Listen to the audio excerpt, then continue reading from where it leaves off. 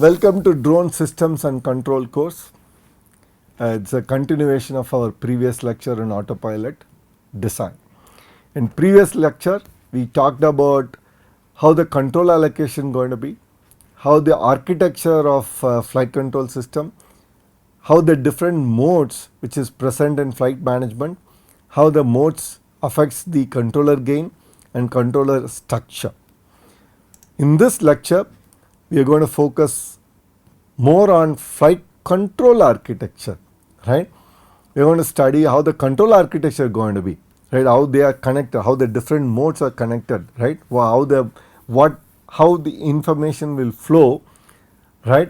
If you are talking about tracking mode, trajectory tracking mode, or position mode, or altitude hold mode, or stability mode, how the flow is going to be, how to design how the PID loops are there for a typical attitude control mode or outer loop position and velocity control mode, right? We are going to cover. In the next lecture, we will show how to do this in MATLAB, right? Now, drone controller, flight controller, right? It's basically a brain of the system, right? It's a CPU of a drone autopilot system, right? It receives the sensor data and it executes a control algorithm, right? Sends commands to the motor or actuator to achieve stability and autonomy which we are expecting from, right? Remember, when I talk about it, you need to think about the modes, right? What is that level of autonomy that you are expecting, right? So if you want manual flying, stability is also disabled. The pilot command directly goes to your control allocation matrix. If you want basic stability, you don't want that much effort, operator don't want that much effort, basic stability will be taken care. The operator effort will be more to navigate the drone. If you go to altitude mode, it reduces a little bit of effort from the operator. If you move to trajectory mode, it will reduce even further, right? You have to connect to that, right? Based on that, the gains and everything will be present in the control system architecture, right? Now, let's look at your task, right? And corresponding explanations we are just bringing. Balance means keeps the drone in stable level in the air, right? And you say read the sensor data. It basically what I meant is I get the info from the sensor like GPS, gyro and accelerometer. You remember in the previous lecture I talked about whenever I am talking about IMU, I am sampling them in 1 kilohertz, right? I am reading the sensor data at 1 kilohertz. I am writing it data in 250 hertz so that my inner loop operates at 250 hertz, right? I am reading a GPS sensor at 8 hertz so that I can provide a position command in 8 hertz, right? So velocity commands operates at 50 hertz. So you have to understand different loops present in the autopilot operate at different rate. When we are reading the data, we will be reading those sensor data at that particular rate. You need to understand that, right? Follow the command. You can also take inputs from the pilot or you can take input from mission planning. Your flight management system, you can just take input from flight management system or you can take input from RC. Basically a remote pilot can just command, you can follow the commands, right? You control the motors, you increase the speed or decrease the speed of the motor, right?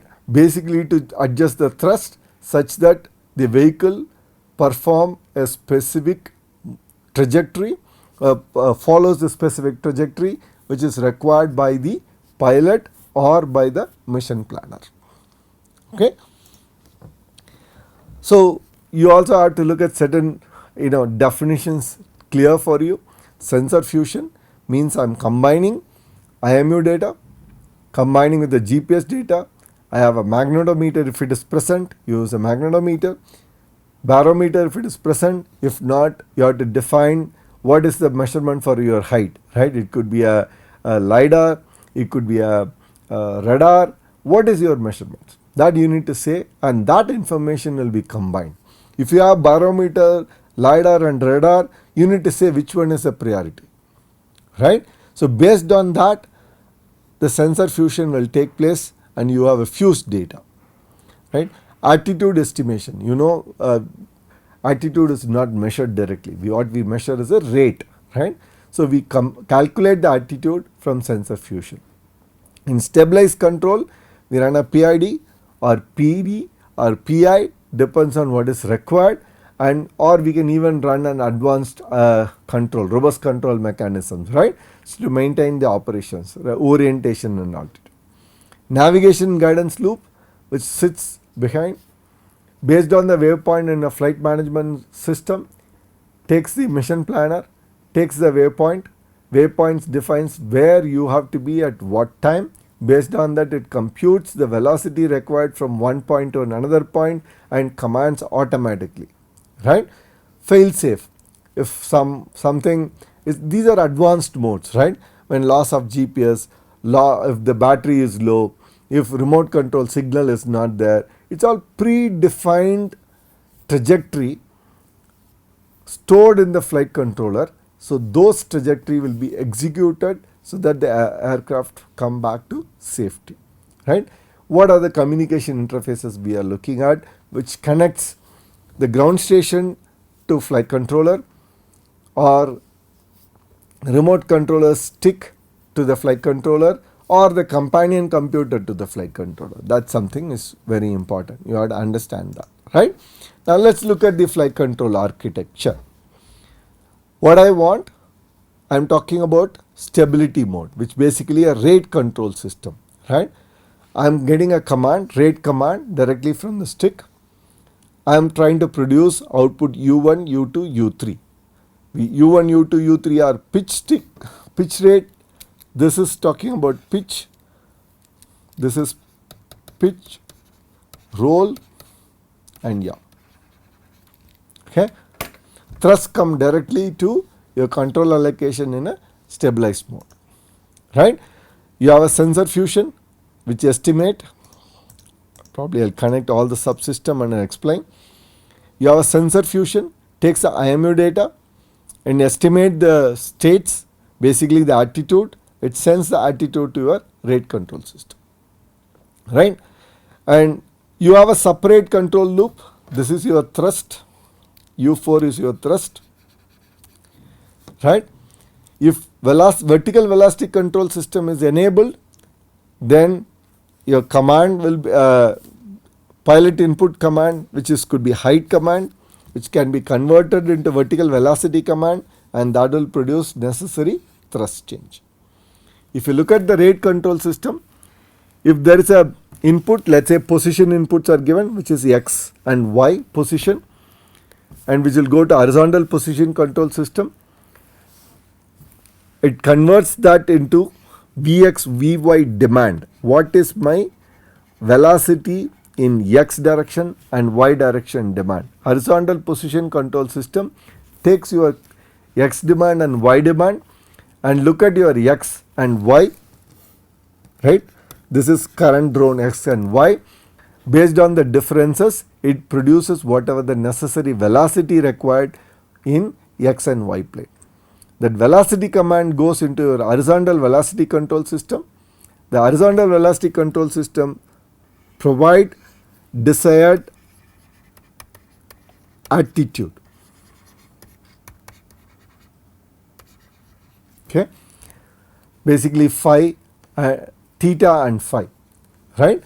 Pitch attitude and roll attitude. Then you have an attitude control system, right, which will provide desired rate. Okay, and then you have a rate control system which takes care of the desired rate into pitch, roll, yaw, right?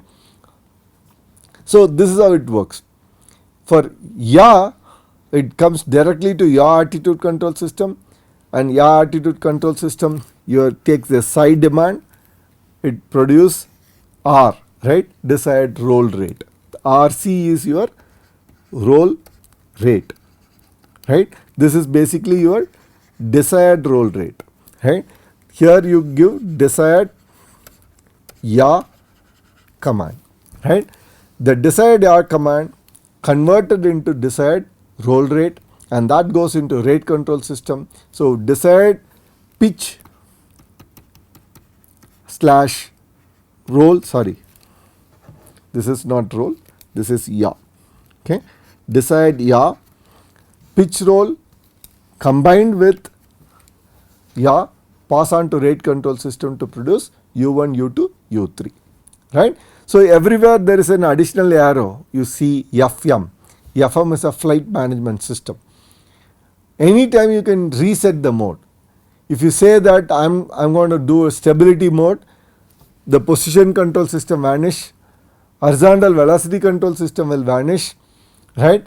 Your basic attitude control system will come into picture. You just operate in a stability mode, right. If you say you are going to do altitude mode, then this is going to be enabled, right. Altitude control system will be enabled along with your attitude mode. If you say velocity control mode, and that is where it get enabled. So, basically your input is no longer XCYC, your input will be Vx and Vy, right. So, you have to understand this structure. Now, let us look at a controller design. Okay. So, general block, right, general block of an autopilot.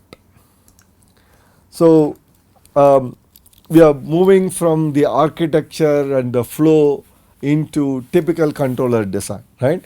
This is my plant dynamics. We talked about it in the earlier lecture, modeling and simulation, right. I model the whole system, right, mathematically model. I can relate U to Y, right, and I linearize about an equilibrium condition. We talked about that also, right, to get your yaw system, subsystem or pitch subsystem, right. So, like this, that GP of S, this is a plant, right, plant dynamics, right. Then you have a forward controller, right, this is your controller dynamics. Okay. You take measured Y, you have a reference command, and measured Y and reference command is the error that we pass on to a controller.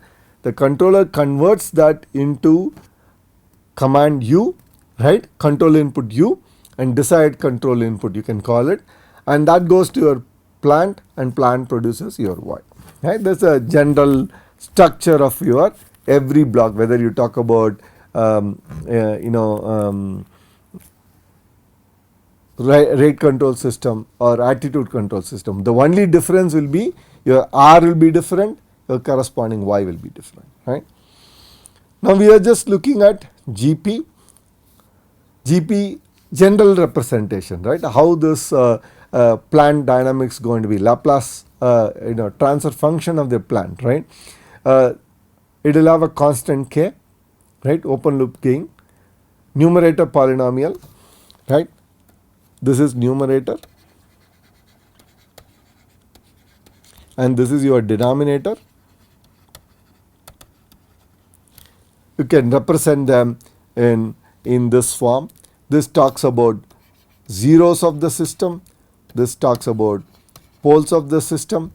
By looking at the poles, where the poles are located, if you try to plot in j omega axis, if all the poles are located and left off of the S plane, then you can say this is a stable system, right.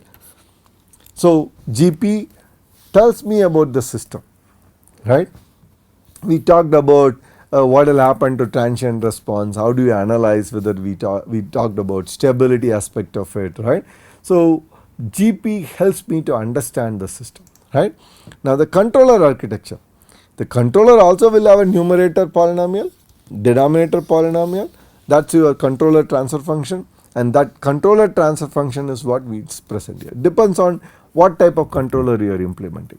If you just simply say proportional controller, there is no polynomial being present, right. If you say PI, you have something, you have PID, you have something else, right, or you can design a compensator itself, right, or you can design an advanced a robust control mechanism. You can just come up with LQR, LQG or H2 control or H infinity controller, right. Based on that, the dynamics of the transfer function of the controller will be different, right. Okay. Let's look into yaw controller design, right? I'm just taking an example so that you understand.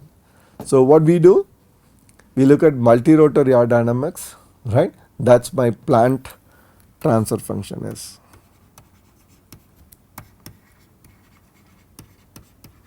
Okay, this is my plant transfer function. This is my GP of S. The output of this is your yaw rate, right? It could be R, right? And then you have a reference command. This is your yaw desired, right? This is plus and this is minus. And that goes, that's your error, the difference between the desired and the current value. The error goes into your controller. This is your controller transfer function. The controller produce necessary input, right? This could be your U3, right? And that U3 goes into your multi-rotor, right? Now let's take a typical quadcopter. Okay, we are linearizing the quadcopter. Let's say I am operating at a specific height and I know the trim condition, equilibrium condition, right? It could be hover equilibrium. Let's consider the hover equilibrium, right? What has been hover equilibrium? My pitch roll yaw rates should be 0, right? I should not have any motion, right? In xy velocity should be 0. I can define that, right? Based on that, I can linearize the system around the equilibrium point, and I can find out the linear system. I can take a transfer function of the linear system. That's what you see here. This is your yaw subsystem. Okay. Now these are non-dimensional quantities and something which we can measure. We explained about these in the previous lecture, and they depends on RPM, depends on the modes of the flight, and these values are there. If I substitute, I get my plant transfer function GP of S, right? This is my yaw subsystem dynamics, right, for a specific RPM value, right? If I change the different RPM, this values NV, N omega, NR, T omega will change, okay, T omega, TR will change, but for a specific condition, this is your linear plant, okay. Now I am trying to analyze this plant, okay, my GPFS. I am trying to represent in the form which we mentioned earlier. There is a gain K, right, there is a 0. This is a pole P1 and this is a pole P2, right. So there is a 0 at minus 2.74. There are 2 poles. I am looking at the denominator transfer function. I can find out the characteristic equation. This is my characteristic equation. I can represent in the poles, right, and these are my pole locations, right. What does it says? If I am going to draw omega, j omega axis, one pole is very close to 0, the other pole is very far away, right. This is minus 0.05. Minus 0.05 is literally on the closer to imaginary axis, or I can say literally on the imaginary axis. There is a pole on imaginary axis. What does it mean? It's a neutrally stable system, right. And there is a one pole very far away, right, when compared to this. So we can understand by looking at the transfer function what is expected here, right. So if I am just plotting it in pole 0 plot, if I am trying to see, right, there is a 0 which is marked in green color. This is approximately at minus 2.74. There is a pole, it is at minus 0.05, right. There is another pole which is at almost minus 15.55, right. So I get an idea about where the poles are. So looking at it, I can say this is a stable system, right? Now what is the requirement? We want controller to be designed. Designed for what? Designed to maintain stability, right? The feedback control system, right? It's specifically to enhance stability or to satisfy the disturbance rejection capability, right? So we need to understand the controller requirement. What are my requirements? I don't want my controller to oscillate, right? No oscillation. I want my controller to track the command accurately, right? If your reference command says go from 10-degree attitude to 12-degree attitude, so it has to just follow the command accurately. The motor RPMs should be within the limit, and I don't want any saturation to be present, isn't it? No steady state error. That's a requirement, right? So if I just put all these requirements, it's all you see, it's all qualitative, right? It's not like a quantitative to say give me an steady state error equal to 0, right? Or steady state error within plus or minus epsilon is acceptable. Or what is that accurately really means? Tracking the command accurately means what? Y minus y hat is always equal to 0 or some epsilon. What that epsilon is, right? It's no oscillation, I am just saying. What I mean is, I don't want my response, if I am just looking at rate versus my command, right? It should just go like this and settle. This is my RD, right? This particular point, it should settle. I don't want any overshoot. I don't want any undershoot. I don't want the response to be like this, right? So user requirements are always in qualitative terms. The qualitative terms has to be converted into quantitative terms. What you see on this side, such kind of conversion done for a fixed wing aircraft, right? So pilot can just say if you get your desired damping ratio versus frequency, natural frequency, we can model it as a typical second order system, right? As long as I get the closed loop damping is within this range, right, and frequency in this range, it falls inside this circle, I am satisfied. But often you won't get it, right? Sometimes we may have to operate in acceptable region if it is poor or unacceptable. That's how you will comment. System is not performing to the expectation, right? A system is very good, it follows my command. That's what pilot will say. The qualitative feedback we get from pilot is being converted into quantitative numbers for a fixed wing.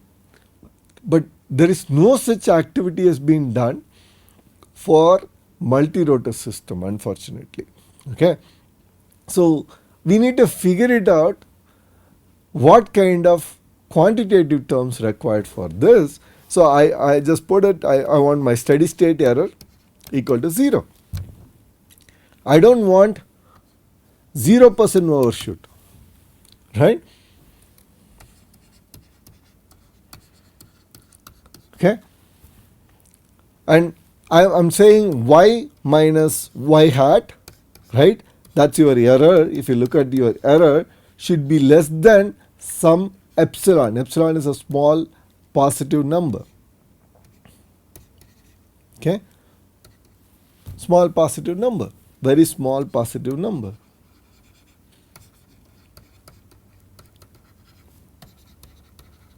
Okay, so I'm trying to convert the user requirement into quantitative terms which I can use to design a controller. Okay. Now I decided to put a gain k, right? Instead of putting it in a feed forward path, I'm putting it in a feedback path, right? It's a feedback controller, right? I'm putting a gain k, and this is what is going to happen. I'm giving a command, that error goes into multi-rotor dynamics, I get R, and I'm just putting as a scaling factor and goes as a command, right?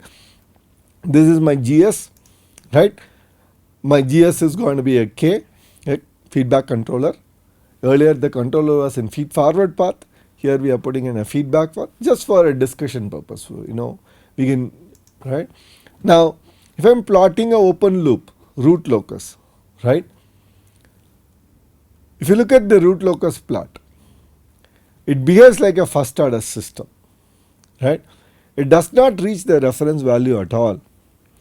It's more like a overdamped response, right?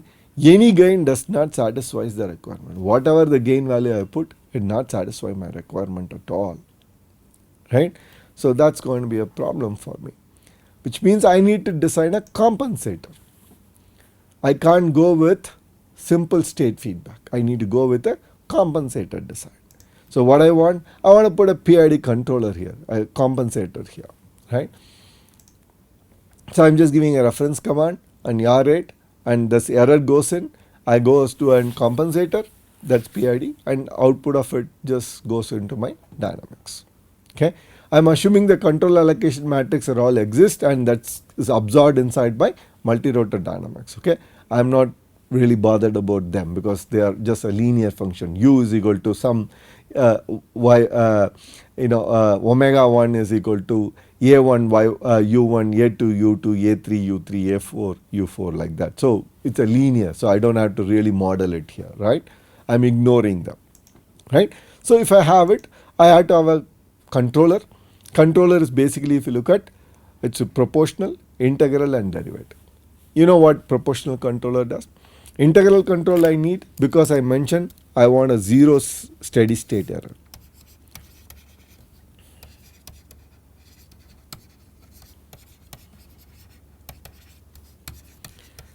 Right? If you want a 10-degree attitude, I want 10-degree attitude. I don't want 9.95 or something. I mean, I'm just defining that. So I need an integral controller. I don't want any oscillation. So that's why I introduced my derivative.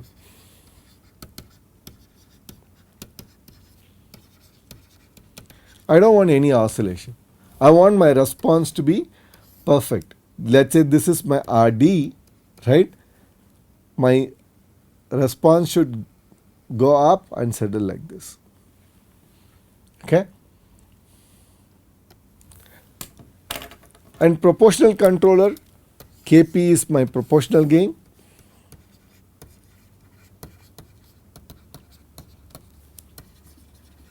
It talks about how fast you want to respond, right? The gain is too small, it takes more time to reach the steady state. So Kp controls the fast response, right? So we talked about how the PID controller really works and how these gains influence on the second order system. We talked about it earlier, right? Now let's look at the vertical control architecture.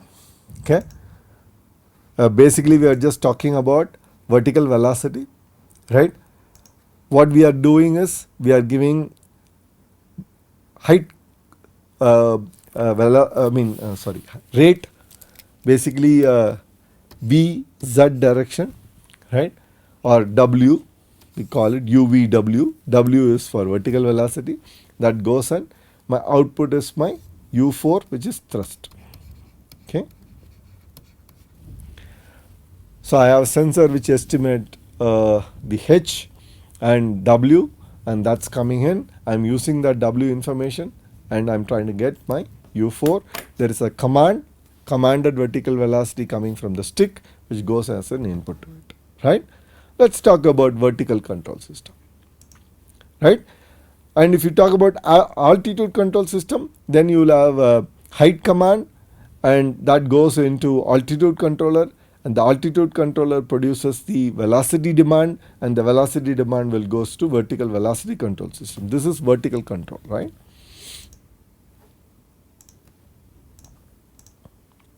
Now let's talk about altitude control system, right? I'm giving an input, I'm getting a current altitude, the error, this is error, okay. This is my target altitude ZD, this is my current altitude Z, that error comes in. This is your altitude control system, which will produce desired W, right? You get your current W from your sensor, and that's your error. That error is passed on to vertical speed, again the PID. See here, you see I am using just proportional control. Okay, whereas here I am going ahead with PID system, proportional integral derivative, and what you get is your U4 thrust command. Okay, what happens? I use a current measurements either coming from altimeter, barometer, lidar, or it's fused with other information and get the estimate, and that estimate along with current velocity, that's again is coming from your Kalman filter estimation, and these two are coming as an input, right? And desired demand coming from the user or remote pilot or from a mission planner, and that's error is used to altitude control followed by your velocity control, vertical velocity control. This part is your vertical control system. Okay, so altitude P control, this is your outer loop.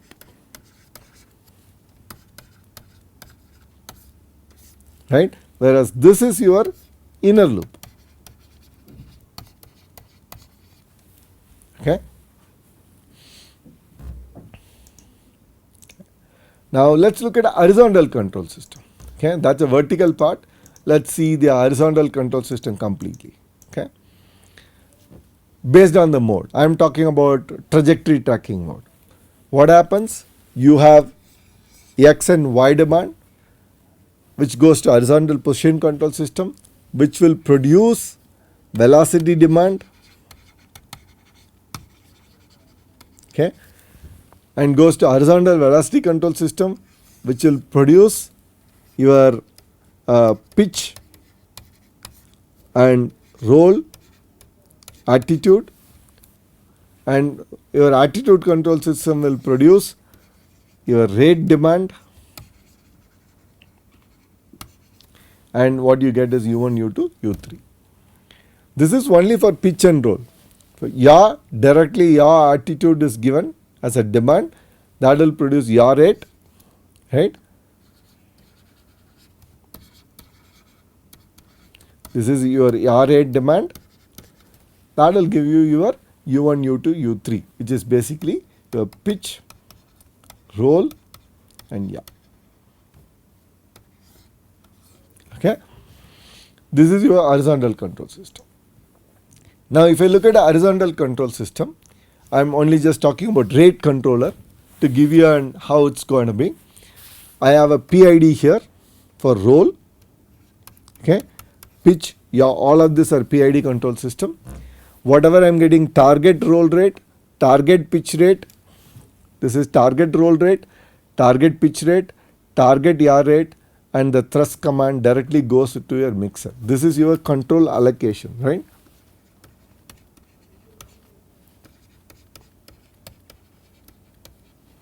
Okay, the control allocation will give you omega 1, omega 2, omega 4, omega n. N is equal to 4 for a quadcopter. Okay, so mixer is designed accordingly, right? So your gyro, basically here the sensor fusion is there.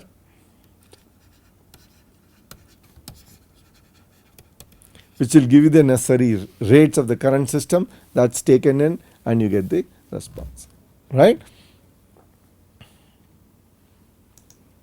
Now if I just bring in attitude control system also, you see all my attitude control system are just proportional control. Okay, whereas the rate control systems are all PID. Okay, and you get the gyro, you get the accelerometer, magnetometer information, pass through sensor fusion that estimate the attitudes of it, and you look at the reference attitude, compare it and pass it on. This is your control allocation again.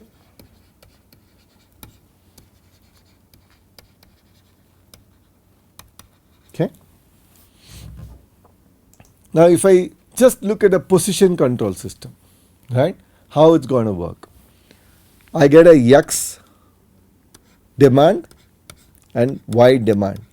Basically, a target, you can say in global system, or you can give it in a local system, right? In global coordinate, northeast down coordinate, or you can just give a local coordinate frame X, Y, right? Then you get your estimated value. Basically, this is coming from your EKF. That's your error, goes to your position control system. We use just proportional here.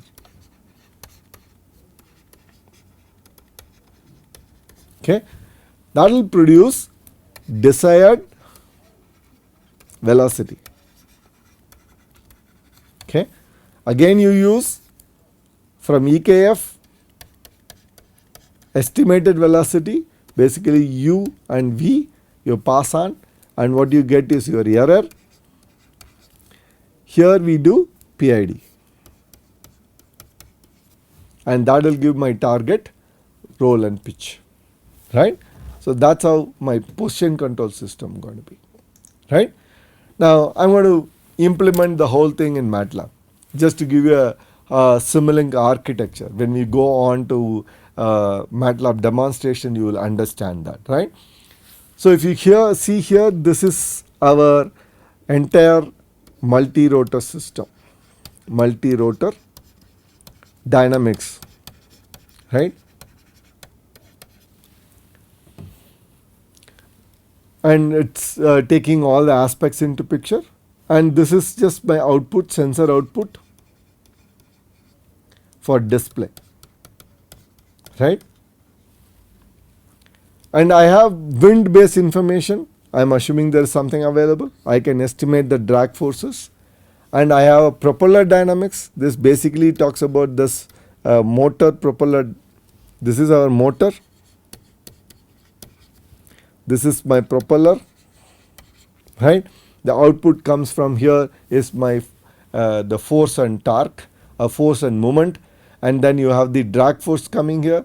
Your gravity comes here. I sum all these forces together, and the entire moment, force and moment becomes the input here. This is my force and net moment. I am passing on to the dynamics. I get my velocity, I get my position, right? I get my attitude, I get my rates, right? I can pass on all those informations here, right? Now if you look at, here is your controller. This portion is your controller.